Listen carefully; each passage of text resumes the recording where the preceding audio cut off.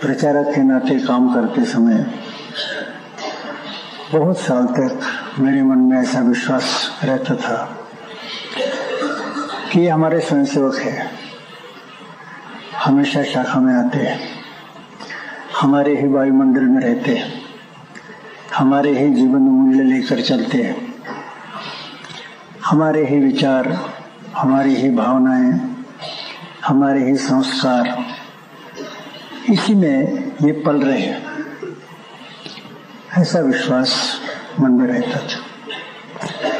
मैं भूल जाता था कि स्वयंसेवक कोई बंद बक्स में रखा नहीं जाता, वो बाहर सभी लोगों के संपर्क में आता है, उसने संपर्क में आना चाहिए ऐसी अपेक्षा भी है। संपर्क अमृत को पिलाने तो उसने सभी लोगों के संपर्क में आना चाहिए ऐसी अपेक्षा भी है। और फिर वो अपने संस्कार लोगों को देगा, अपनी विचार भावनाएं लोगों को देगा, ऐसी भी अपेक्षा है। लेकिन बाद में ये ख्याल में आया कि यह तो होता है, वो लोगों के संपर्क में आता है, अपने विचार भावनाएं संस्कार लोगों को धीरे धीरे देता है, ये तो होता है। लेकिन लोगों के भी विचार भावनाओं का परिणाम उसके ऊपर होता है, बाहर के वायुमंडल का भी परिणाम उसके ऊपर होता है, और वो स्वाभाविक रूप से होता होगा। यह बात बाद में ध्यान में आई। 1957 की घटना है, चुनाव हो चुके थे, चुनाव होकर 3-4 महीने हुए थे। उन दिनों में भारतीय मजदूर संघ का काम कोई खास नहीं था, तो नया काम शुरू करने के लिए हर प्रदेश में जाना पड़ता था। तो मैं पंजाब में गया था, शाम के समय एक शाखा में गया। अब वो मुख्य शिक्षक मुझे पहचानता था, जैसे मुझे देख लिया, मैंने प्रणाम किया, मैंने जैसे देख लिया, उसने कहा कि मैं अभी विसल बजाता हूँ, सबको बुला लेता हूँ। हमने कहा काहे के लिए? बोले मैं आपका बौद्धिक वर्ग। हमने कहा ये जरूरी है क्या कि जहां जहां मैं जाऊंगा बौद्धिक वर्ग ही लूंगा? और ये यदि तुमने अपरिहार्य कर दिया तब तो स्वयंसेवक मुझे टालने लगेंगे कि भैया हमेशा उपदेश ही देता है, बौद्धिक झाड़ता है, अच्छा है कि इसके साथ मुलाकात ही न की जाए। कहने का ऐसा आवश्यक नहीं, मैं भी स्वयंसेवक हूँ, शाखा पर रहूंगा। तो अलग अलग गणों में मैं घूम रहा था। प्रार्थना के पहले एक गण में जाकर बैठा, वो बड़ा गण था, बाल और किशोर, उसमें 32 स्वयंसेवक थे। और प्रार्थना के पहले 12-15 मिनट ऐसा वो गण। तो मैं जाकर बैठा, तो उन्होंने प्रश्न पूछने के बजाय मैंने ही प्रश्न पूछना शुरू किया। अब बाल किशोरों का गण था, प्रश्न क्या आते? तो मैंने पूछा भैया अपने संघ का पूरा नाम क्या है? और मैंने कहा कि जिसको मेरे प्रश्न का उत्तर याद है वो जरा हाथ ऐसा ऐसा ऊपर करे। तो पहला प्रश्न किया कि संघ का अपना नाम क्या है? तो सब लोगों ने ऐसा ऐसा किया। 1-2 लोगों को पूछा, उन्होंने नाम बताया। फिर पूछा कि अपने संघ की स्थापना कब हुई है? 8-10 लोगों ने हाथ ऊपर किया। 2-4 लोगों ने पूछा, 2-4 लोगों को पूछा, उन्होंने ठीक उत्तर दिया। संघ की स्थापना कहाँ हुई, संघ का ध्वज क्या है, इसमें भी कुछ लोगों ने हाथ ऊपर किए, बराबर उत्तर है। अब सभी के एक ही उत्तर थे। लेकिन फिर प्रश्न पूछा कि अपने संघ के संस्थापक कौन थे? तो इसमें कई लोगों ने ऐसे ऐसे हाथ किए। तो मैंने पहले 2-3 लोगों को पूछा, तो उन्होंने बताया परम पूजनीय डॉक्टर केशव बलिराम हेडगेवार। अब ये होने के बाद कुछ लोगों ने हाथ नीचे कर दिया, क्योंकि बोला था कि भाई 200 लोगों ने पूछा, तो बार फिर से वही उत्तर जिनके मन में, उन्होंने फिर से हाथ ऊपर करने की आवश्यकता नहीं। लेकिन कुछ लोगों ने और हाथ ऊपर किए। तो मैंने उनके तरफ देखा, हमने एक को कहा भाई क्या तुम क्या बोलना चाहते हैं? नहीं बोले डॉक्टर श्यामा प्रसाद मुखर्जी। और दूसरे को पूछा डॉक्टर श्यामा प्रसाद मुखर्जी। अब क्या हुआ था, ये 57 के चुनाव के बाद की बात है। और 57 के चुनाव में जो प्रचार का प्रमुख बिंदु था वो डॉक्टर श्यामा प्रसाद मुखर्जी का बलिदान, कश्मीर के लिए बलिदान, अखंड भारत के लिए बलिदान, बंगाल का सुपुत्र कश्मीर में जाकर आत्म बलिदान करता है, अखंड भारत वगैरह, ये सारी बातें उसमें ज्यादा आती थी। अब स्वयंसेवकों ने भी सुन ली थी। जब 2-3 लोगों ने डॉक्टर श्यामा प्रसाद मुखर्जी ऐसा कहा तो मैंने कहा भाई अभी तो मुश्किल है। पहले जितने प्रश्न पूछे थे सबका तो एक एक उत्तर ही लोग देते थे, अब 2 उत्तर आ गए, अब कैसे समझना कि इसमें से कौन सा उत्तर सही है। ऐसा ही कहा। तो एक स्वयंसेवक ने उस पर भी हाथ ऊपर किया। मैंने कहा भाई क्या है? बोले इसमें कठिनाई क्या है जी, वोट ले लो। तो मुझे जरा आनंद आया। मैंने कहा अच्छा भाई वोट ले लेंगे। तो वोटिंग लिया, हाथ से वोटिंग था। उसमें से 8 लोग 32 में से चतुर थे, उन्होंने दोनों तरफ वोट नहीं दिया, तटस्थ रहे। 8 लोगों ने डॉक्टर हेडगेवार की तरफ वोट दिया और 16 लोगों ने डॉक्टर श्यामा प्रसाद मुखर्जी की तरफ वोट दिया। और स्वाभाविक भी था, बाहर के वायुमंडल में वो चर्चा थी। इसके बाद मैंने जानबूझकर कहा अरे भाई बड़ा मुश्किल है, जब 2 मत हो जाते हैं तो कौन सा सही कौन सा गलत तय करना बड़ा कठिन जाता है। तो पहला ही लड़का फिर से ऐसा करने लगा। हमने कहा भाई क्या है? खड़ा हुआ, बोले इसमें कठिनाई क्या है, फैसला तो हो गया। एक को 8 वोट मिला है, एक को 16 वोट मिला है। जेर मेजोरिटी वो सत्य है, मेजोरिटी के अनुसार फैसला हो गया। डॉक्टर श्यामा प्रसाद मुखर्जी संघ के संस्थापक है। अब ये ठीक है किशोर और बाल स्वयंसेवक ही थे, लेकिन बाहर का जो माहौल रहता है उसका असर स्वयंसेवक के मन पर कुछ न कुछ होता है, कॉन्शियसली अनकॉन्शियसली, समझते हुए न समझते हुए। यह बात पहली बार मेरे ख्याल में उस समय आई। अब स्वाभाविक यह था कि बाहर के वायुमंडल में डॉक्टर मुखर्जी का नाम था एक, और दूसरा कि जिसके तरफ ज्यादा वोट होगा उसकी ताकत ज्यादा है। ये एक अनकॉन्शियस मन में, अंतर मन में यह बात सबके थी, क्योंकि बाहर का वायुमंडल था, डेमोक्रेटिक पॉलिटिकल एटमॉस्फेयर, राजनैतिक लोकतांत्रिक वायुमंडल ऐसा था कि जिसमें ये बात अंतर मन में घर करके बैठी।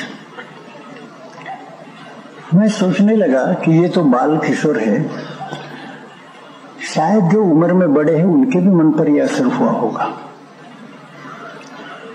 और फिर सोचने लगा कि बाहर के राजनीतिक लोकतांत्रिक वायुमंडल में जो मान्यता है वो पद्धति की मान्यता है, उस पद्धति की। तो उसके अनुसार सत्य क्या है असत्य क्या है इसका फैसला केवल लोकतांत्रिक मतदान के आधार पर हो सकता है क्या? किसी भी विचारधारा की शक्ति कितनी है, क्या इसका फैसला केवल मतदान के आधार पर हो सकता है? तो पहला उदाहरण पश्चिम का ध्यान में आया कि एक समय ऐसा था कि जब सारे पश्चिम के लोग ऐसा मानते थे कि पृथ्वी संपूर्ण विश्व का केंद्र है, पृथ्वी के पीछे सारे ग्रह चक्कर काट रहे, सूर्य भी पृथ्वी के पीछे चक्कर काट रहा है, तो पृथ्वी केंद्र, सूर्य पृथ्वी के पीछे चक्कर काट रहा है। यह यूरोप की मान्यता थी, क्योंकि वह ईसाईयत की मान्यता थी।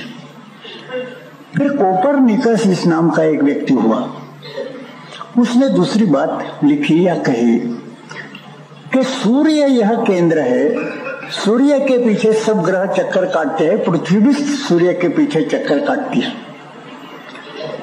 यह नया सिद्धांत, इसका खोज करते करते उसको 34 साल लगे थे। वो बड़ा प्रसिद्धि परांगमुख था। वो अपना थीसिस, प्रबंध या अपना अन्वेषण प्रकाशित नहीं करना चाहता था, लोगों ने जबरदस्ती से प्रकाशित करवाया। उसकी पुस्तक पूरी छप गई और जिस समय उसको दी गई पहली प्रति वो मृत्युशैया पर था। जिस दिन छपी हुई पहली प्रति उसके मित्रों ने उसको दी, उसी दिन उसकी मृत्यु हुई, किंतु उसकी दखल किसने ली नहीं।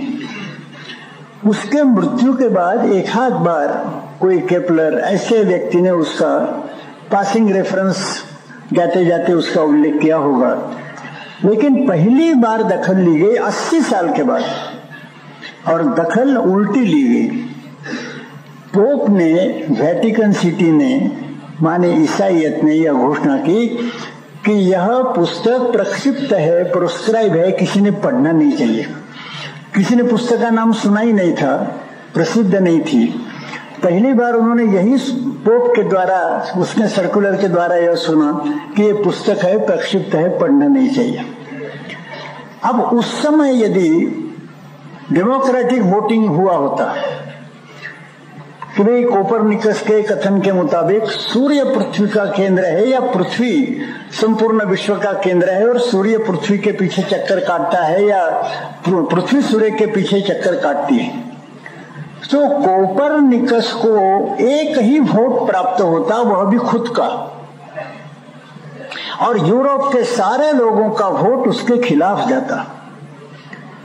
तो इंग्लिश में कहते हैं माइक्रोस्कोपिक माइनॉरिटी ऑफ वन। अकेला वही अपने पक्ष का वोट देने वाला होता, सारे यूरोप के लोगों ने उसके खिलाफ वोट दिया होता। अब आज की स्थिति क्या है? सारी दुनिया जानती है कि कोपरनिकस ने जो कहा वही शास्त्रीय सत्य है। सारे यूरोप के लोग जो मानते थे वो असत्य था। यह मान्यता आज संपूर्ण दुनिया की है। तो सिद्धांत की सत्यता, सत्यता में सिद्धांत की शक्ति है। केवल डेमोक्रेटिक वोट में बहुमत क्या कहता है, इसी में सिद्धांत की, ये इसी में सिद्धांत की शक्ति नहीं हो सकती। बहुमत कभी इधर जा सकता है, कभी उधर जा सकता है। एक समय बहुमत ऐसा था जिसने सॉक्रेटिस को विष दिया, हेमलॉक विष दिया। आज सारे दुनिया में सॉक्रेटिस के पंथ चल रहे। एक समय था जब ईसा को सूली पर चढ़ाया बहुमत ने। आज करोड़ों लोग ईसा के अनुयायी के रूप में हैं। एक समय ऐसा था जब जोन ऑफ आर्क को फ्रेंच के बहुमत ने जिंदा जलाया। 480 साल के बाद ये स्थिति आई कि उसको फिर से एक महान सेंट पैटर्न के नाते लोगों ने मान्यता दी। बहुमत कम अधिक इधर उधर बदलते रहता है। तो सिद्धांत की शक्ति, बहुमत अल्पमत, इसके ऊपर है क्या? तो ध्यान में आता है कि सिद्धांत की सत्यता में अपनी निजी शक्ति होती है। बहुमत क्या कहता है, अल्पमत क्या कहता है, ये बात नहीं है। सिद्धांत यदि सत्य है तो अकेला भी वो सत्य की घोषणा करता रहे, दुनिया आज विरोध में रहे, अंतिम विजय सत्य की ही होगी, सिद्धांत की होगी। तो सिद्धांत की सत्यता में शक्ति है, यह एक बात ध्यान में आती है। और इसके कारण फिर यह ध्यान में आता है कि केवल आज एक विशेष पद्धति चल रही है, वेस्टर्न पार्लियामेंट्री डेमोक्रेसी, पाश्चिमात्य संसदीय लोकतंत्र देश में, उसमें उस पद्धति के लिए ठीक है कि जिधर बहुसंख्या होगी वही पक्ष विजय होगा, उस पद्धति के लिए ठीक है। किंतु यह जो उसकी उपयोगिता है वह केवल उस पद्धति तक सीमित है। चारों ओर उसको जनरलाइजेशन करना, सार्वत्रिक बनाना, यह ठीक नहीं है। तो सिद्धांत की सत्यता में उसकी शक्ति होती है, यह एक बात ख्याल में आती है।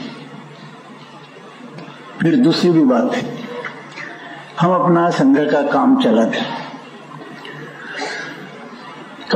अपनी एक पद्धति है, उसका पूरा विवरण यहाँ देने की आवश्यकता नहीं, सब लोग जानते हैं। आप तो अभी तृतीय वर्ष के हैं, आपको बताने की आवश्यकता क्या है, आप ही लोगों को जाकर बताएंगे।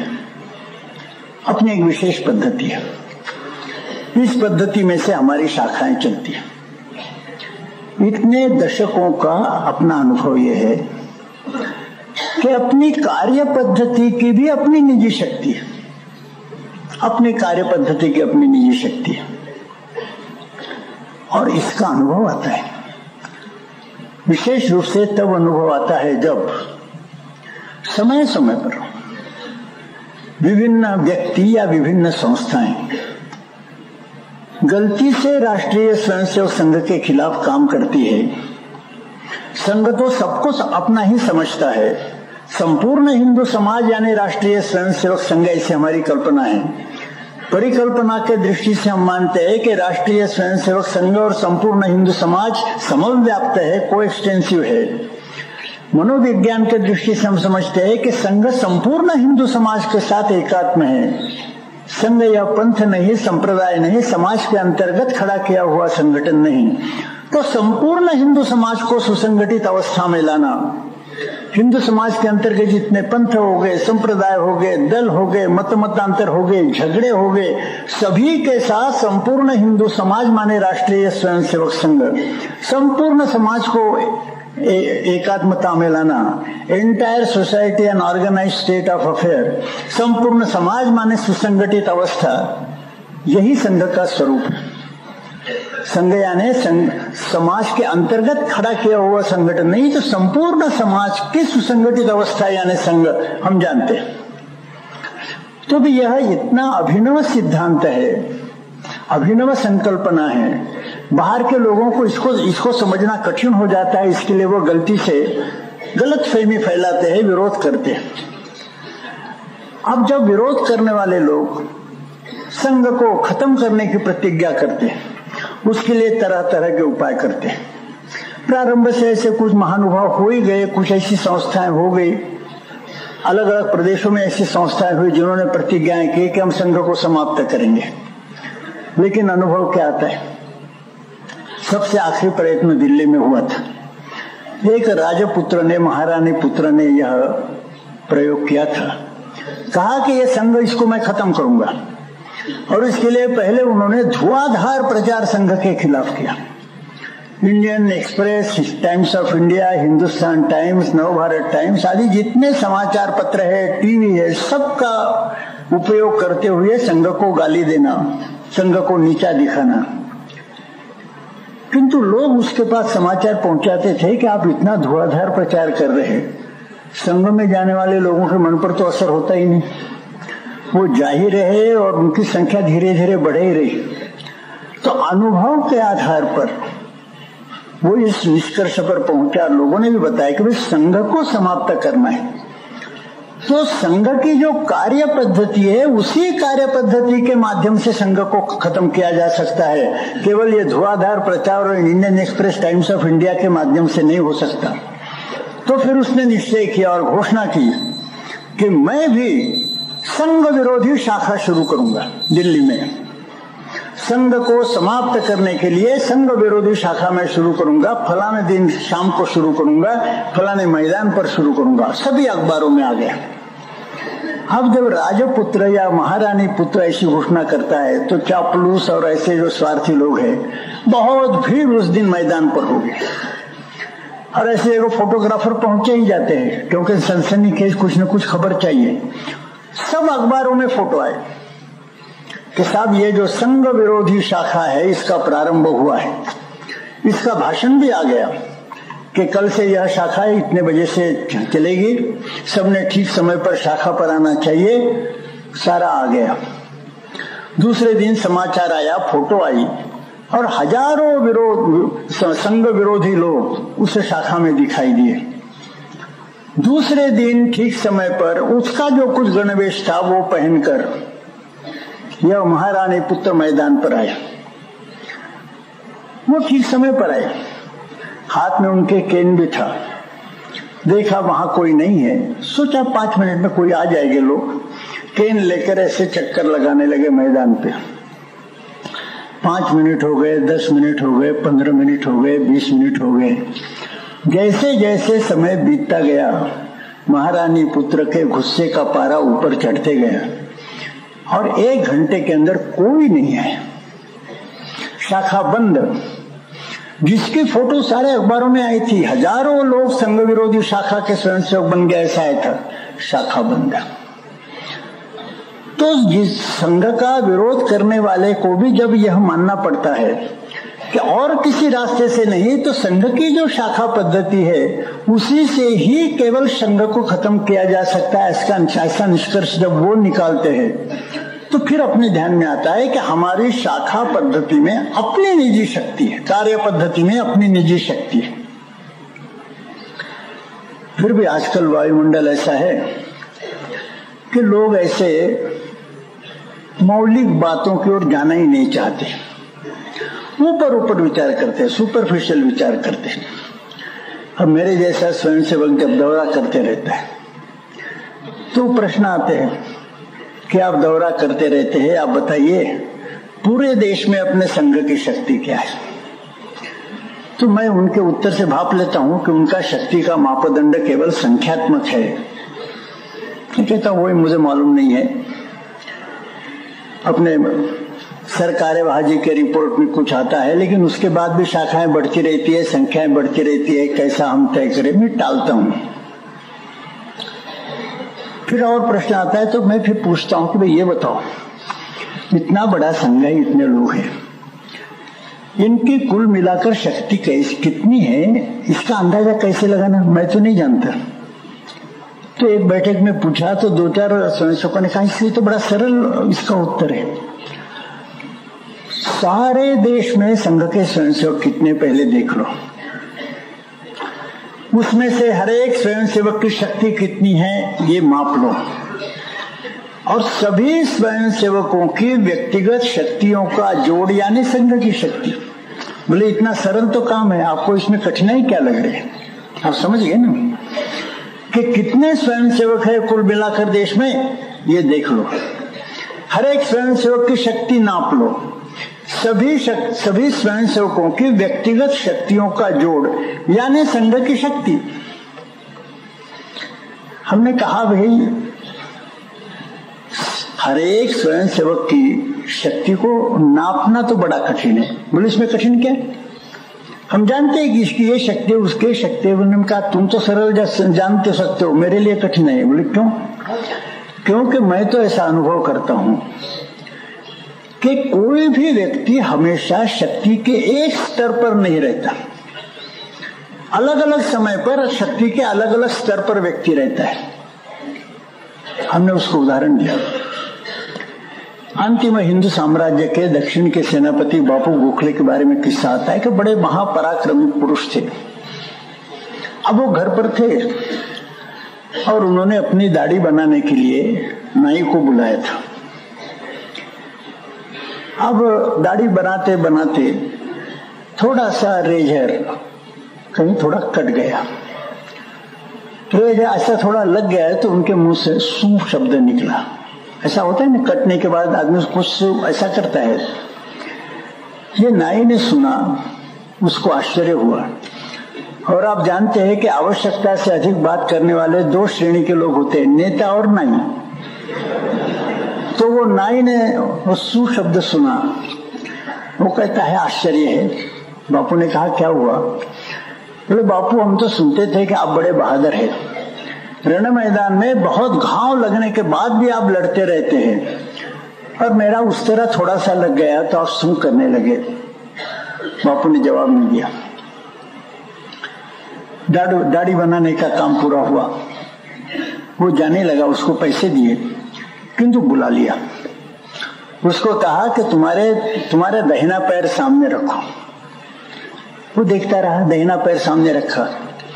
उसके दाहिने पैर के अंगूठे पर बापू ने अपना बाएं पैर का अंगूठा रख दिया, और नजदीक कोने में भाला था, शूल, वो उठा लिया और ऐसे जोर से मारा कि बापू का बाएं पैर का अंगूठा चीरकर उस नाई का दाहिने पैर का अंगूठा चीरकर जमीन के अंदर वो भाला घुस गया। वो जोर से चिल्लाने लगा कि आप मुझे क्यों सजा दे रहे, आप मुझे क्यों मार रहे? हंसकर बापू ने कहा मैंने सजा नहीं दी, मैंने मारा नहीं, तेरे सवाल का जवाब दे रहा हूं। तू पूछ रहा था कि मैदान में तो इतने हम रण मैदान में घाव बर्दाश्त करते हैं, और यहाँ थोड़ा सा उस तरह लग गया तो मैं सूसू करने लगा। तो ये बताने वाला था कि भाई इस समय मैं हंस रहा हूं, तू रो रहा है। इसका मतलब है कि रण मैदान में जब मैं जाता हूं तो उस समय का स्पिरिट अलग ढंग का रहता है। अब रण मैदान में मेरे अंदर में जो स्पिरिट होगा, जो आवेश होगा, तू मेरे दाढ़ी बना रहा है, उस समय भी वही स्पिरिट, वही आवेश रहना चाहिए। ऐसी कैसी अपेक्षा तू करता है? दाढ़ी बनाते समय आदमी का स्पिरिट अलग रहता है, रण मैदान में स्पिरिट अलग रहता है। तेरे प्रश्न का उत्तर देने के लिए मैंने ये किया। अब ये होता है। अब ये बापू गोखले जैसे बड़े व्यक्ति की बात छोड़िए, हमने हमारे परिवार में देखा, हमारा निम्न मध्यम स्तरीय परिवार है, तो आप समझ सकते हैं लोअर मिडिल क्लास।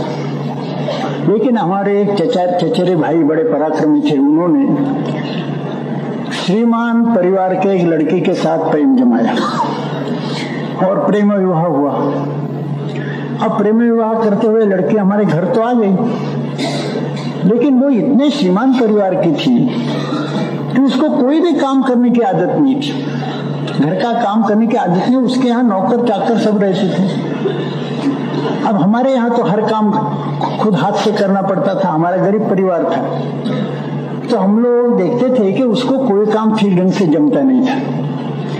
अब जैसे रोटी सेकने का काम है, उन दिनों में ये गैस और ये नहीं था, चूल्हे पर ही करना पड़ता था। तो रोटी को उलट पलट ऐसा करते समय रोटी गर्म हो जाती है ना, गर्म रोटी को पलटते समय जैसे वो पलटती थी तो वैसे ऐसा हाथ करके सुसु करती थी। तो हम बच्चे लोग हंसते थे कि ये कितनी नाजुक है कि ये मामूली काम नहीं कर सकती, केवल गर्म रोटी को पलटते समय, सेकते समय ये सूसा करती है, क्या काम करेगी? हम उसको हंसते थे। अब एक बार क्या हुआ, मध्य रात्रि में हम सब लोग अलग अलग अपने कमरे में सो रहे थे, हमारे मकान को अंगार लग गए। अब इसको नवजात शिशु हुआ था, 3-4 महीने का होगा, और इसका जो सोने का कमरा था वो ऐसा था कि बाहर से हम आते थे तो पहला कमरा, फिर दूसरा कमरा, तीसरे कमरे में उसकी खटिया थी और उसके खटिया के पास वो झोली थी जिसमें उसका वो नवजात बच्चा रखा गया था। अब मध्य रात्रि के समय सब लोग गहरी नींद में थे, बाहर से शोरगुल लोगों ने सुना तो घर वाले उठ गए, अपने मकान को अंगार लगे। तो सब घर वाले एकदम, अरे मकान को अंगार लगे, चलो बाहर आ जाओ, पहले तो जान बचनी चाहिए। इसको भी जगाया। अब वो नींद में से जग गई तो घबरा कर एकदम बाहर चली आई रास्ते पर। अब वो नींद में थी, एकदम सुना, घबरा कर बाहर आई। जैसे बाहर आई उसको स्मरण हुआ कि मेरा बच्चा वो झूले में मेरे कमरे में। तब तक मकान का जलना बढ़ गया था, उसने कोई विचार ही नहीं किया, एकदम जलते हुए मकान में घुस गई। पहला कमरा लांघकर, दूसरा कमरा लांघकर, तीसरे कमरे में जो झोली थी वहां से बच्चे को ऐसा सीने से लगाकर बाहर आने लगी, उसमें उसके साड़ी को अंगार लग गई। बाद में उसको हॉस्पिटल में भेजना पड़ा। किंतु हम बच्चे लोग जो उसकी मजाक करते थे, हम आपस में चर्चा करने लगे कि अरे इतना साहस इसके अंदर कैसे आया? जो रोटी सेकते समय सूसा कर रही थी और मकान जल रहा देख रही है और उसके अंदर ये घुस जाती है, इतनी हिम्मत जो हम लोगों की नहीं थी उस समय, इसके अंदर इतना साहस कैसे आ गया? तो शक्ति का स्तर अलग अलग समय पर अलग अलग रहता है। ऐसा अनुभव बार बार सामान्य व्यवहार में भी आता है, सामान्य व्यवहार में भी आता है। जब व्यक्ति सोचता है अरे जाने दो, शक्ति का स्तर छोटा होता है। जब व्यक्ति सोचता है कि नहीं ये हम करके रहेंगे, शक्ति का स्तर बड़ा हो जाता है। इतनी ही नहीं, शक्ति के बारे में और एक बात है। जब लोगों ने कहा कि हर एक के शक्ति का स्तर नाप लो, हमने कहा कैसे नापेंगे? मुझे स्मरण होता है दिल्ली के झंडे वाला में एक हमारे पुराने प्रचारक है, अब तो वृद्ध हो गए, उन्होंने अपने बचपन में घटी हुई घटना हमको बताई। वो लाहौर के पास उनका मकान था। वो जिस गांव में रहते थे वो एक नवाब की जागीर थी, और पुराने जमाने में राजा नवाब, ऐसे जो प्रिंसेस, इनमें से कई लोगों को ऐसा शौक था कि कलाकारों को आश्रय देना, प्रोत्साहन देना। तो कुछ संगीत की कला को प्रोत्साहन देते थे, कुछ पेंटिंग की कला को प्रोत्साहन देते थे। ये जो नवाब साहब थे उनको शौक कुश्ती का था। तो उनका शौक ये था कि पंजाब का जो नंबर 1 का पहलवान होगा वो मेरे पास रहेगा। तो उस समय का जो नंबर 1 का पहलवान था उसको नवाब साहब ने अपने पास रखा और पंजाब में चारों ओर ये प्रचारित कर दिया कि मेरे पहलवान के साथ लड़ने की किसकी हिम्मत है, कोई आ जाए। 5-6 लोग आ गए, परास्त हो गए। और उस पहलवान को खुराक भी अच्छी रहती थी, बादाम है, पिस्ता है, काजू है, किशमिश है, अच्छा दूध है। अब इन्होंने कहा कि कुछ दिन के बाद वहां नजदीक के गांव से पिता पुत्र एक आ गए, धर्मशाला में रहने लगे। वो जो लड़का था वो 19-20 साल का होगा, वो बिल्कुल दुबला। हमारे इधर इसको बोलते हैं, माने जब आदमी बहुत दुबला पतला रहता है तो उसको हमारे इधर कहते हैं ये लकड़ी पहलवान है, ऐसा कहते हैं। तो ये 19-20 साल का लकड़ी पहलवान, और उसको लेकर उसका पिताजी आ गए। दोनों ने धर्मशाला में एक कमरा ले लिया, वहीं निवास किया। और ये पिताजी नवाब साहब के पास गए, कहा कि आपने यह ऐलान किया है कि आपके पहलवान के साथ जो कुश्ती खेलेगा। बोले हाँ। बोले मेरा लड़का आपके पहलवान के साथ कुश्ती खेलने वाला है। बोले ठीक है, हम तारीख तय करेंगे। बोले नवाब साहब आप तो बड़े न्यायप्रिय हैं, इंसाफ चाहते हैं, आप इसका इंसाफ दीजिए कि मेरा लड़का है तो अच्छा पहलवान, लेकिन मैं गरीब आदमी हूं, उसको अच्छा खिला पिला नहीं सकता।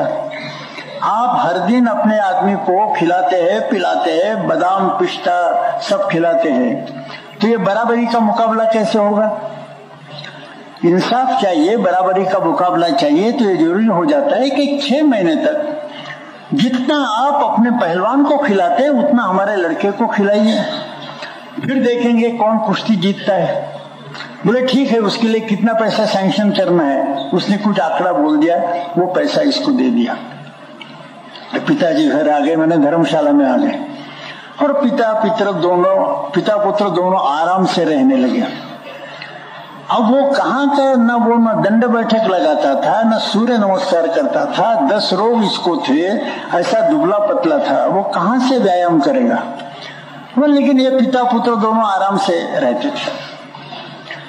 अब पहले 4 महीने चले गए, 6 महीने का अवधि था, पहले 4 महीने चले गए, तब तक जो पहलवान था उसको कुछ लगा नहीं। 4 महीने के बाद उसके मन में आया कि मैं तो सर्वश्रेष्ठ पंजाब का पहलवान हूं, लेकिन ये दूसरा कौन है, खोज तो करना चाहिए। अपना दुश्मन क्या है, उसकी ताकत क्या है, इसकी कुछ जानकारी तो रखनी चाहिए। तो अपने एक मित्र को गुप्तचर के नाते, खुफिया के नाते खोज करने के लिए भेजा। वो आ गया, धर्मशाला में आया, इसके पिता के साथ उसने मित्रता की, किंतु यह देखकर उसको आश्चर्य हुआ कि ये बड़े पहलवान के साथ कुश्ती लड़ने वाला है, ये लड़का ऐसा लकड़ी पहलवान है, दुबला पतला है, और दुबला पतला इतना ही नहीं तो अभी भी वो व्यायाम नहीं कर रहा, दंड बैठक नहीं लगा रहा, कुछ नहीं कर रहा, आराम से सोता रहता है। तो ये कैसे कुश्ती खेलेगा, कुश्ती कैसे जीत सकता है? उसके मन में आश्चर्य हुआ। उसने पहलवान को बताया। पहलवान ने कहा यार इसमें कुछ राज है, कुछ रहस्य है, लड़का ऐसा है तो पिता को तो मालूम ही है, फिर वो ऐसी जरूरी की बात कैसे कर रहे हैं, क्या इसका रहस्य है, जरा पता चलो। तो फिर इसने और अपनी मित्रता गहरी की। अब पिता सब देख रहे थे, वो जानते थे कि यह सब होगा, उसने पहले अंदाजा किया था। 15-20 दिन के बाद फिर इसने जैसे गुप्त जानकारी लेने के लिए होता है कि साहब मुझे मन नहीं आ रहा कि ये कैसे जीतेगा। बोले यही जीत कर रहेगा, मैं चाहे जितने रुपए की शर्त लगा सकता हूँ। नहीं ठीक है, लेकिन ये तो इतना दुबला पतला मच्छर जैसा लड़का है। बोले क्या मैं नहीं जानता? किंतु मैं ये शर्त लगाता हूं कि मेरा ही लड़का जीतेगा। ये जब पहलवान को पता चला तो उसको लगा और भी कुछ गहरा रहस्य इसके पीछे होना चाहिए। उसको कहा और जरा इसकी खोज कीजिए, और गहराई में जाकर तो कुश्ती के 8-10 दिन पहले पिताजी ने जैसे बड़े भोले भाव से उसको कहा, भाई ऐसा है, तू मेरा मित्र है, किसी को बताना नहीं, इसका रहस्य क्या है? बोले ऐसा है, ये मेरा लड़का ये मच्छर के साथ कुश्ती नहीं खेल सकता, तुम्हारे पंजाब के पहलवान के साथ क्या कुश्ती खेलेगा मैं जानता हूं, किंतु यशस्वी यही होगा। इसके यश का रहस्य ये है कि इसके अंदर ताकत नहीं, मैंने कुछ सिद्धि प्राप्त की है, और मैंने यह सिद्धि प्राप्त की है कि कुश्ती के अखाड़े में मेरे लड़के के साथ जो कुश्ती खेलने के लिए आएगा, तो कुश्ती खेलते समय पहले हाथ से हाथ लगाना पड़ता है। तो जो कोई मेरे लड़के के साथ हाथ से हाथ भिड़ाएगा या मेरे लड़के के शरीर को हाथ लगाएगा, किसी भी अंग को हाथ लगाए, जैसे मेरे लड़के के शरीर के हाथ को या उसके किसी भी अवयव को दूसरा आदमी हाथ लगाता है, जैसे हाथ लगाता है वैसे वो बेहोश हो जाएगा। मेरी सिद्धि है, लड़के की कुछ नहीं, लड़का तो मच्छर है, लेकिन मेरे अंदर मैंने ये सिद्धि प्राप्त की है, साधना की है कि मेरे लड़के को जो हाथ लगाएगा, हाथ लगाते ही वो बेहोश हो जाएगा, और बाद में उसका क्या होगा भगवान उसको बचाए, मैं जिम्मेवार नहीं हूं। अब ये बात पहलवान के पास पहुंच गई। अब वो 1947 के पहले की बात है, उन दिनों में तो और भी अंधविश्वास ज्यादा था। पहलवान को बात जच गई और स्पष्ट था कि मच्छर जैसा लड़का, उसके पिताजी यदि इतनी हिम्मत की बात कर रहे तो होगा, नहीं तो हिम्मत की बात करते कैसे और नवाब से इतना पैसा लेते कैसे? उसके मन में वो बात जच गई। कुश्ती का दिन आया। अब पहले से घोषित किया, अब उस गांव में 5-6 हजार इधर उधर के लोग इकट्ठा होना ये बड़ी संख्या मानी जाती थी। तो 5-6 हजार लोग इकट्ठा हो गए कुश्ती के लिए। बीच में ऐसा मैदान रखा गया, उसकी जरा जमीन खोदकर उसको थोड़ा नरम किया गया और वहां कुश्ती हो गई, घोषित हुआ। नवाब साहब अपनी बड़ी कुर्सी उसके ऊपर बैठ गए और ठीक समय पर घड़ी देखते रहे। ठीक समय पर ये लकड़ी पहलवान ऐसा ऐसा करते हुए मैदान में आ गए। लोग हंसने लगे, कर ये कुश्ती खेलेगा, किंतु ये तो अपने ठाठ से ऐसा ऐसा ऐसा करते हुए मैदान के बीच में आने लगा। लेकिन हमारे पहलवान साहब का पता नहीं। तो 5 मिनट हो गए, नवाब साहब ने कहा, वो अपना पहलवान कहाँ है, उसको खोज के ले आओ। तो लोगों ने कहा, साहब वो डर गया है, वो आने के लिए तैयारी नहीं। बोले उसको खींच कर ले आओ। जबरदस्ती से उसको खींच कर लाया। उसको चलना मुश्किल हो गया था और वो मैदान के पास आने के बाद मैदान में जाने के लिए तैयार नहीं था। फिर नवाब साहब ने कहा कि इसको धक्के लगाकर अखाड़े में डाल दो, वो अंदर उसके इसमें डाल दो। लोगों ने धक्का दिया। जैसे धक्का देकर उसको मैदान में डाला, वैसे वो लड़के की तरफ देखता था, एक एक कदम हटता था पीछे। और ये लड़का, ये लकड़ी पहलवान बड़े हिम्मत के साथ उसके तरफ आने लगा। तो लोगों ने यह विचित्र दृश्य देखा कि ये लकड़ी पहलवान उसका पीछा कर रहा है और ये पंजाब का सर्वश्रेष्ठ पहलवान उसके डर के मारे भाग रहा है, चक्कर काट रहा है मैदान का। ये दृश्य लोगों ने देखा। अब किसके शक्ति का मापदंड क्या है, कैसा देखेंगे? था तो पंजाब का सर्वश्रेष्ठ पहलवान, लेकिन मन में जो हिचक आ गई, मर गया रे बाप मनोवृत्ति जो होती है ना, तो मन में जो हिचक आ गई, तो इतना बड़ा पहलवान, उसकी ताकत ये लकड़ी पहलवान के सामने बिल्कुल शून्यवत हो गई। तो शक्ति का मापदंड आप कैसा लेंगे? प्रायः ऐसा दिखता है कि विभिन्न समय पर हर एक व्यक्ति शक्ति के विभिन्न स्तर पर रहता है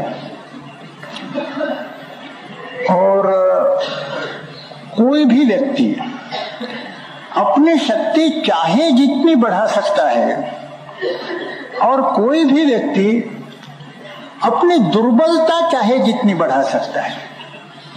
माने अपनी शक्ति भी हम चाहे जितनी बढ़ा सकते हैं, हम अपनी दुर्बलता भी चाहे जितनी बढ़ा सकते हैं। और दुर्बलता बढ़ाने के दो प्रमुख उपाय मनोविज्ञान में आते हैं। एक कि पहले ही मन में हार जाना कि नहीं भाई मैं नहीं जीत सकता, मैं तो मर गया, मैं तो डूब गया, मैं तो खत्म हुआ। माने लड़ाई के मैदान में जाने के पहले ही लड़ाई हार जाना कि इतना बड़ा संकट है, क्या मैं उसका मुकाबला कर सकता हूँ। ये जो मर गया रे बाप मनोवृत्ति है, उसके कारण महान बड़े बड़े ऐसे जो लोग होते हैं वो भी अपने को दुर्बल महसूस करते हैं। और दूसरा फिर होता है कि जब एक भ्रांति मन में आ जाती है, और आज के सार्वजनिक जीवन में ये दूसरा फैक्टर भी, ये दूसरी बात भी बहुत काम कर रही है कि जब मन में एक बात आती है, व्यक्ति की शक्ति यानी क्या होता है, सभी तरह की शक्ति है, शारीरिक शक्ति है, मानसिक शक्ति है, बौद्धिक शक्ति है, आत्मिक शक्ति है। आत्मिक, बौद्धिक, मानसिक, शारीरिक सब मिलकर मनुष्य की शक्ति होती है। तो मैंने कहा कि चाहे जितनी बढ़ा सकते, किंतु आज के इस चतुराई के युग में ज्यादातर लोग अपनी शक्ति स्वयं घटाना ही पसंद करते हैं। वास्तव में हर एक ने प्रयास करना चाहिए कि अपनी शक्ति हम बढ़ाए, शारीरिक शक्ति बढ़ाए, मानसिक शक्ति बढ़ाए, बौद्धिक शक्ति बढ़ाए, आत्मिक शक्ति बढ़ाए, अपनी शक्ति हम बढ़ाते जाए निरंतर। किंतु चतुराई का ऐसा कुछ गलत अर्थ आजकल सार्वजनिक जीवन में हो गया कि अपनी शक्ति को घटाना। और ये ऐसी भ्रांति क्यों पैदा होती है? क्योंकि सार्वजनिक जीवन में काम करने वाले लोगों को ऐसा लगता है आज के वायुमंडल में कि भाई कोई भी बड़ा काम सिद्ध करने के लिए अपने बहुत ज्यादा ताकत लगाने की आवश्यकता नहीं, बहुत परिश्रम करने की आवश्यकता नहीं। चालाकी के द्वारा, हथखंडों के द्वारा, तिकड़मबाजी के द्वारा, स्मॉल ट्रिक्स एंड शॉर्टकट, ऐसे नजदीक के रास्ते निकालकर कुछ तिकड़मबाजी करते हुए बड़े से बड़े काम भी हम कर सकते हैं। यहाँ तक कि कोई बड़ा काम सिद्ध हुआ और वो बड़ा काम सिद्ध करने के लिए लोगों ने यदि बहुत मेहनत की होगी और ऐसे चतुर व्यक्ति को यदि बताया कि साहब उन्होंने बड़ा काम सिद्ध किया है, बड़ी ताकत लगाई, बहुत मेहनत की है, तो चतुर व्यक्ति हंस देता है, कहता है अरे यार ये मेहनत करने से क्या होता है, मेहनत तो गधे भी करते हैं, मेहनत गधे भी करते हैं। चतुराई तो इसमें है कि मेहनत न करते हुए चालाकी के द्वारा बड़े से बड़ा काम सिद्ध करना।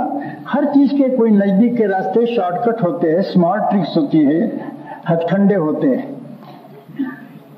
तो पहले जो धारणा थी कि अपने आत्म विकास के लिए, अपने मानसिक, शारीरिक, बौद्धिक विकास के लिए निरंतर प्रयत्नशील रहना और इसी तरह से जो ध्येय हमने सामने रखा होगा उसको सिद्ध करने के लिए निरंतर पूरी ताकत लगाकर काम करते रहना, अब उसको चतुराई नहीं माना जाता, बुद्धूपन माना जाता है। आज के सार्वजनिक जीवन में ये अपवादात्मक है, हमेशा ऐसा नहीं था, तो आज है।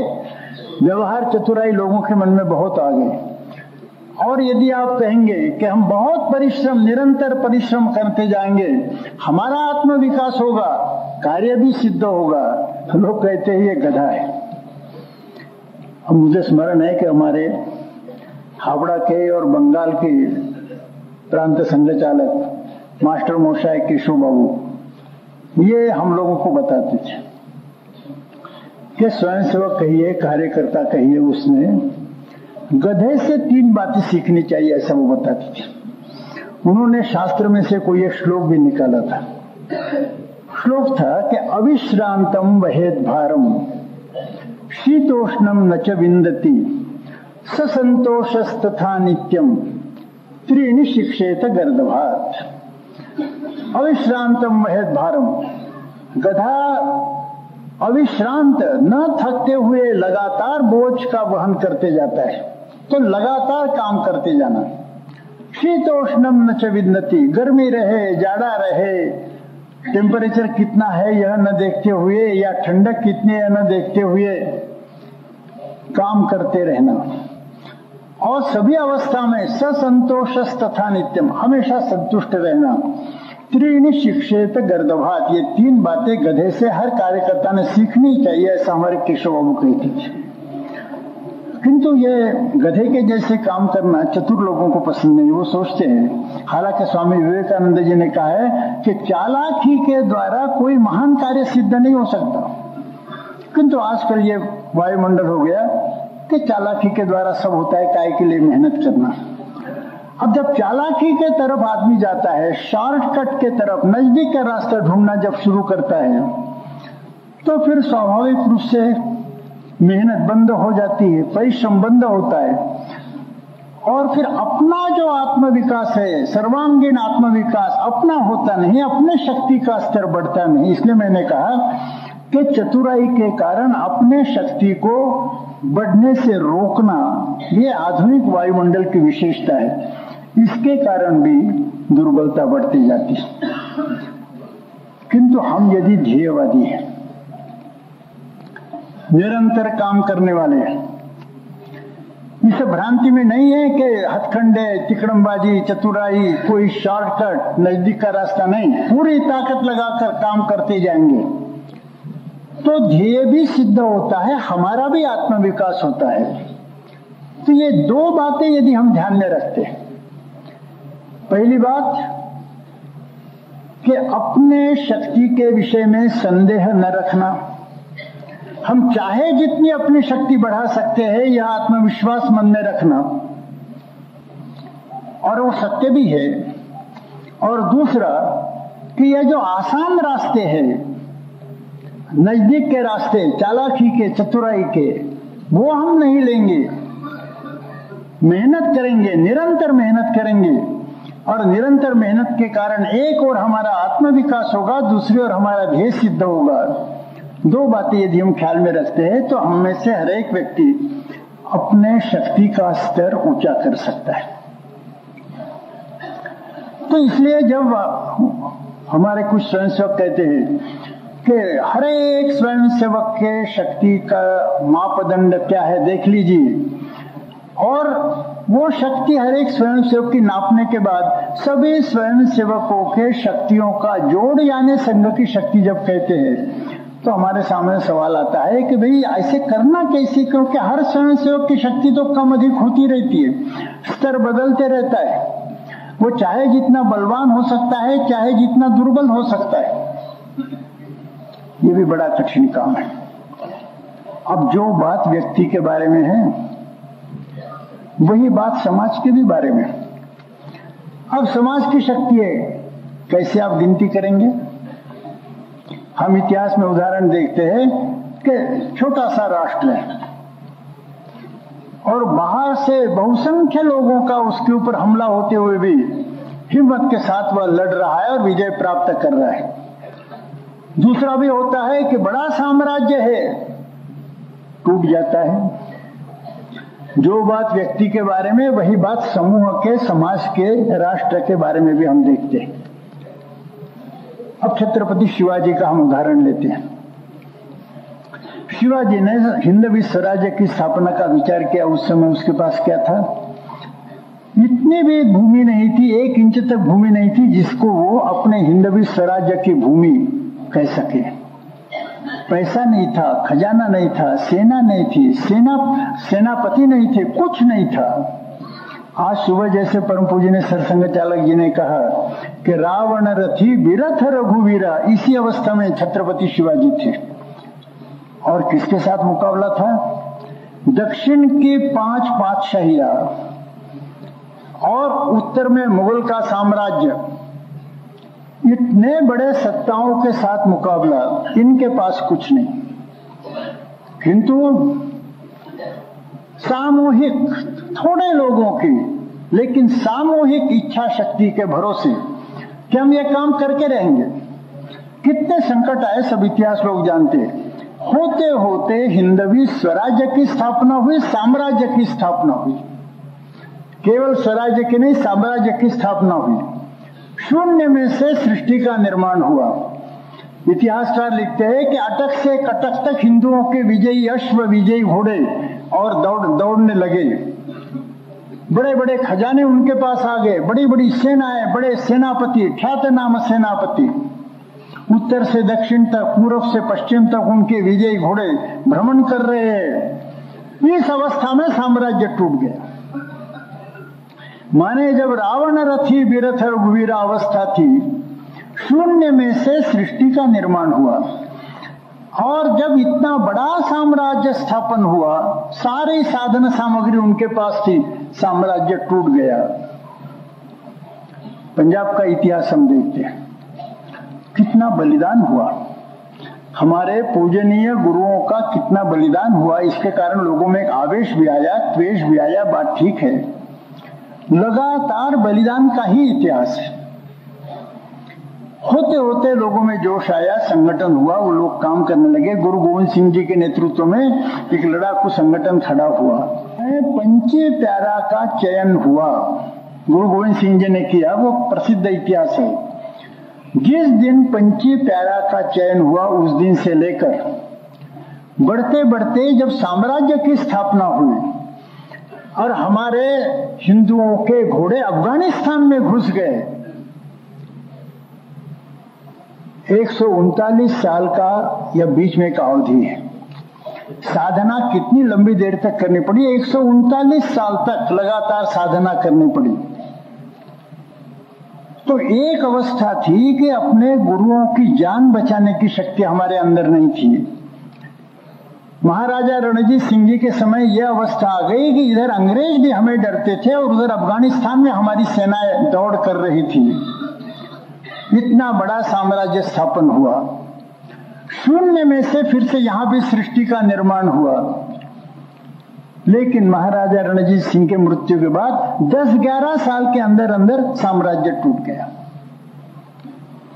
माने जब कुछ नहीं था उसमें से साम्राज्य का निर्माण हुआ, और जब साम्राज्य था वह टूट गया। कारण क्या होगा? तो इतिहास पढ़ेंगे तो आपको पता चलेगा। उसका कारण एक ही था कि शिवाजी के समय सब लोगों के मन में एक ध्येयवाद था, कट्टर ध्येयवाद था। मैं, मेरा, अहम, स्वार्थ कोई बात नहीं थी। केवल उदाहरण के लिए बताना कि तानाजी मालुसरे के लड़के की शादी थी। उसी समय छत्रपति का संदेश आया, शिवाजी का संदेश आया कि तुरंत इधर चले आओ, तेरे लिए कुछ काम रखा है। तू यदि भोजन करता होगा तो हाथ धोने के लिए मेरे पास आओ। इतना अर्जेंट संदेश आ गया। जब वो संदेशा लेकर लोग आए, उस समय तानाजी मालुसरे का लड़का विवाह के वेदी पर खड़ा हुआ था। ब्राह्मण लोगों ने अंतरपाठ रखा था लड़का और लड़की के बीच में। अब वो मंगलाष्टक शुरू करने वाले थे। इस अवस्था में ये घुड़सवार शिवाजी के आ गए। तानाजी ने पूछा क्या है? वो घुड़सवार आ गए। उन्होंने मैसेज दिया कि हाथ, यदि वो तुम वहां भोजन करते होगे, हाथ धोने के लिए यहां जाओ। अब उस अवस्था में चतुर पुरुष होता तो बोलता, अरे भाई 5-10 मिनट में मंगलाष्टक कर लो, शादी पूरी कर लो, फिर मैं जाता हूं। लेकिन वो चतुर नहीं था तानाजी। उसने कहा कि हाथ धोने के लिए मेरे पास आ जाओ तुरंत, जैसा संदेशा तुम सुनते हो तुरंत आ जाओ। तो वहां लड़का लड़की खड़े हैं, बीच में अंतरपाठ पकड़कर ब्राह्मण है, अब केवल मंगलाष्टक होने की देर है। उसने कहा नहीं, तुरंत हम लोगों को वहां जाना है। शादी वहीं रह गई, स्थगित हो गई। सब लोग तलवार निकालकर और तानाजी के नेतृत्व में आगे बढ़े, और बाद में वह सिंहगढ़ की लड़ाई हुई जिसमें तानाजी की मृत्यु हुई। ऐसे पागल लोग जब रहते हैं, ध्येयवादी आदमी पागल ही होता है, चतुर पुरुष अवसरवादी होता है। ऐसे ध्येयवादी लोग शिवाजी के पास थे। शिवाजी एक समय कुतुब शाह के आतिथ्य का स्वीकार कर रहे थे। उनको दक्षिण में जाना था। दक्षिण दिग्विजय करने के लिए। रास्ता कुतुब शाह के राज्य में से जाता था। तो कुतुब शाह ने कहा आइए मैं आपका स्वागत करता हूं। तो कुतुब शाह ने उनका स्वागत किया। बड़े मैदान पर शिवाजी की सेना वगैरह थी। कुतुब शाह ने उनके खाने पीने की व्यवस्था की। थोड़े दिन तक वो मेहमान का काम हुआ। अब कुतुब शाह ने भी अपने गुप्तचर रखे थे। उन्होंने कहा कि ये इतना बड़ा शिवाजी कहते हैं। उन दिनों में चतुरंग दल की कल्पना थी, लेकिन चतुरंग दल का एक महत्वपूर्ण हिस्सा हाथी, इसके सेना में एक भी हाथी नहीं। कुतुब शाह को ये पता चल गया। तो जानबूझकर परीक्षा लेने के लिए कुतुब शाह ने कहा कि अब वो 7-8 दिन इकट्ठा थे तो कुछ खेल चलते थे आपस में, खाना पीना मौज करना, खेल वगैरह। तो एक खेल ऐसा करेंगे कि आपका सबसे श्रेष्ठ हाथी और हमारा सबसे श्रेष्ठ हाथी, इसकी लड़ाई हो जाए। बोले ठीक है। अब जब शिवाजी ने कहा ठीक है, कुतुब शाह को लगा रही है ठीक है कहता है, इसके पास तो एक भी हाथी नहीं। फिर से वही बात, कल होगी यह लड़ाई। वो उनका कुश्ती का जैसा होता है, उससे बहुत बड़ा मैदान हाथी की इसका होता है। तो सेना के लोग सारे ऐसे मैदान के चारों ओर आए गए। अब उधर से एक कुतुब शाह का मदोन्मत्त हाथी, जिसको शराब वगैरह पिलाई थी, वैसे भी हाथी बढ़ाया था, उसके मुंह में पट्टा था। पट्टा माने दोनों तरफ जिसके ये रहते हैं, धार रहती है। तो वो पट्टा घुमाते घुमाते उधर से वो हाथी आया। अब कुतुब शाह के लोग देख रहे हैं कि ये शिवाजी का हाथी कौन सा आता है। तो एक छोटे कद का आदमी, येसाजी कंक ऐसा जिसका नाम था, ये येसाजी कंक छोटे कद का आदमी दोनों हाथ में तलवारें लेकर उधर से मैदान में आए। वो ऐसा छोटे कद का था और ये हाथी और दोनों की क्या कुश्ती हो सकती है, दोनों की क्या लड़ाई हो सकती है। सब लोग उसके प्रति बड़ी सहानुभूति दिखाने लगे कि अरे ये तो मर गया, अब ये जिंदा नहीं रहता। लेकिन जैसे हाथी गुस्से के साथ इसके ऊपर हमला करने के लिए आया, वो कुशलता के साथ, चपलता के साथ एकदम उसके पीछे आ गया। उसकी पूंछ पकड़कर उसके पीठ पर बैठ गया और उसने अपनी तलवार उसके गंडस्थल पर रख दी। जैसे गंडस्थल पर तलवार रखी तो ची ची ची ची करते हुए वो हाथी नीचे आया। गंडस्थल पर यदि तलवार अंकुश लगाते हैं, हाथी चींची करते हुए बैठ जाता है। सब लोगों ने तालियां बजाई। कुतुब शाह ने कहा साहब आप हाथी की बात कर रहे थे, कहाँ है आपका हाथी? शिवाजी ने कहा मेरे पास हाथी नहीं है, मेरे कार्यकर्ता ही मेरे हाथी, बाकी हाथी चतुरंग दल मेरे पास नहीं है। अब ये जो इच्छा शक्ति शिवाजी के समय थी, ये इच्छा शक्ति समाप्त हुई। राज्य आ गया, साधन सामग्री आ गई, ऐश आराम के साधन उपलब्ध हुए। ऐश आराम के बारे में मुगलों के साथ स्पर्धा करने की प्रवृत्ति निर्माण हुई। सामंतवादी नेतृत्व निर्माण हुआ। को ये बड़ा, फिर उससे नीचे ये, उसके नीचे ये, सारी सामंतवादी प्रवृत्ति निर्माण हुई। शिवशाही समाप्त हुई, पेशवाई आ गई।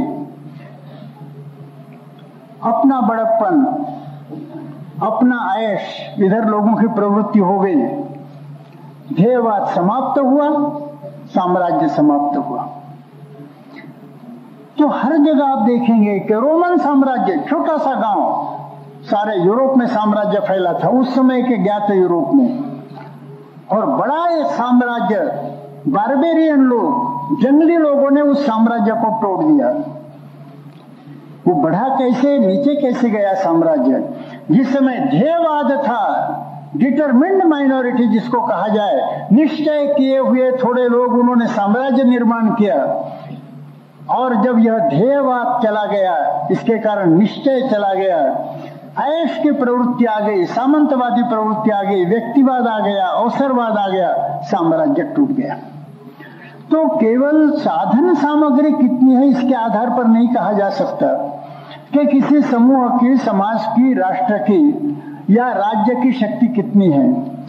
तो उसके अंदर जो लोग हैं, लोगों की जो इच्छा शक्ति है, लोगों का ध्येयवाद है, इस ध्येयवाद के आधार पर नापा जा सकता है कि शक्ति कितनी है। कुछ वर्ष पूर्व आपने सुना होगा कि इजराइल को खत्म करने का विचार अरब राष्ट्रों का बहुत पहले से थी।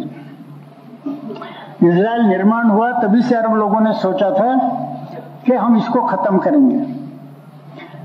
तो एक कंप्यूटर पर ज्यादा विश्वास रखने वाले आदमी ने कंप्यूटर को फीड किया, तो उसमें उन्होंने दिया कि इजराइल की जनसंख्या क्या है, उसके विरोध में जाने वाले सब अरब देशों की मिलकर जनसंख्या क्या है, इजराइल के सेना की संख्या क्या है, अरब देशों के सेना की संख्या क्या है, इजराइल के शस्त्रास्त्र कितने हैं, अरब देशों के शस्त्रास्त्र कितने हैं, इनका खजाना इजराइल का कितना है, अरब देशों का खजाना कितना है, सारी इंफॉर्मेशन दी और कंप्यूटर से उत्तर मांग लिया कि इजराइल कितने दिन तक जिंदा रहेगा या खत्म होगा।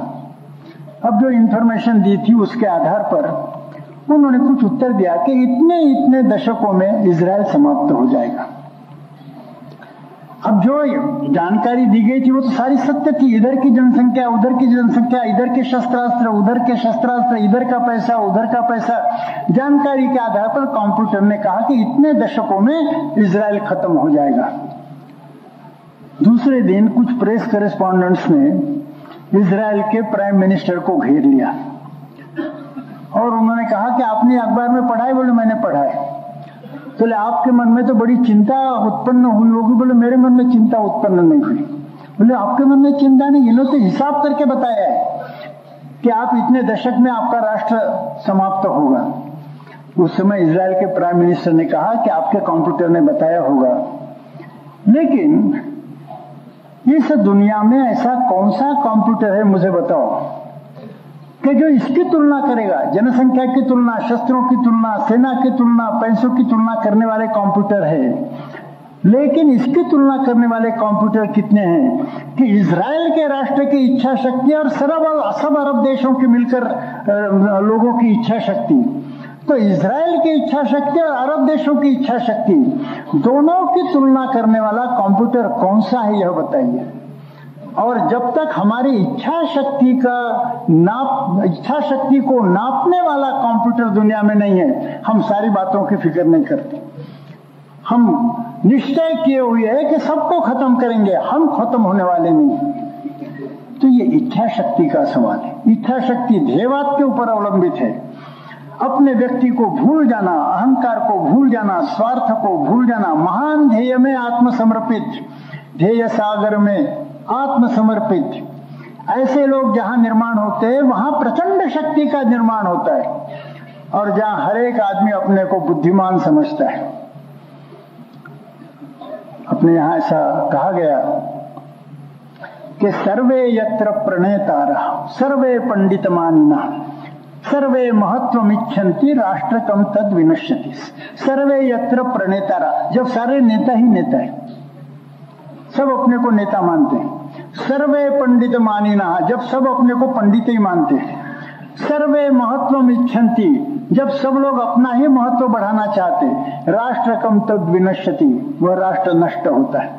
तो राष्ट्र को दुर्बल और नष्ट करने का रास्ता भी है और राष्ट्र को बलवान करने का रास्ता भी है, इतिहास हमें बताता है।